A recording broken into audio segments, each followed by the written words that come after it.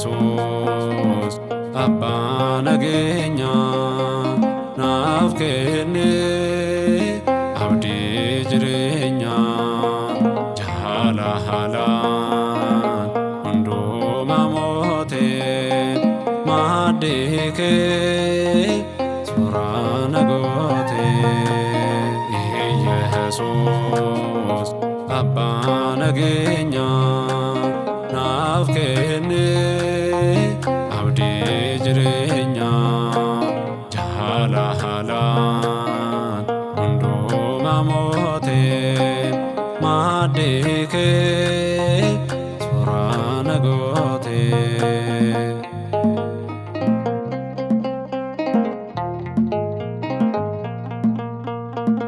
Lubboko situ abeda kanafan ansin farfadda sejajun anoji kote galata kanke amote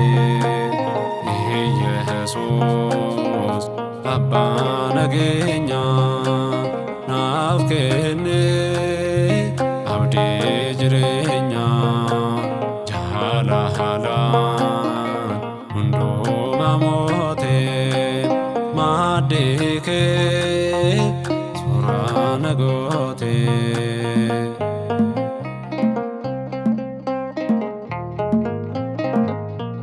Jaajuun koo si qofaafi naaf hawwaat ati anaafi ulfinaan ana guddeeste diina koo isaalfachiifte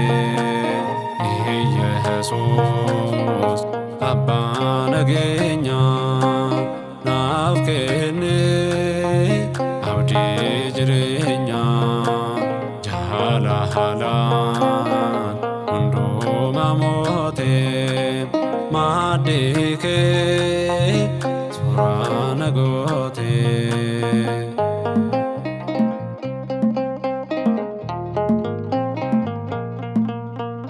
Gurri koo si dhaggeeffata Gooftaa fi Maqaa jiraata sooraafoo nifi lubbuu koo ati naaf dhiisii cubbuu koo Yesus Abba nageenya naaf kenne abdii jireenya jaalala hundumaa mootee maaddii kee suuraa na gootee.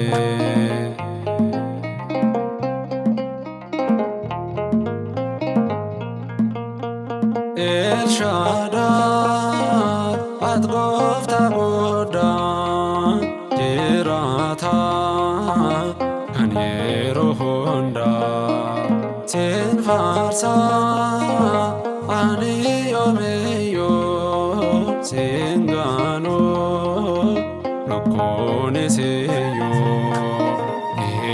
Yesus Abba nageenya naaf kenne abdii jireenya jaalala hundumaa mootee maaddii kee suuraa na gootee Yesus Abba nageenya naaf kenne abdii jireenya jaalala hundumaa mootee maaddii kee suuraa na gootee.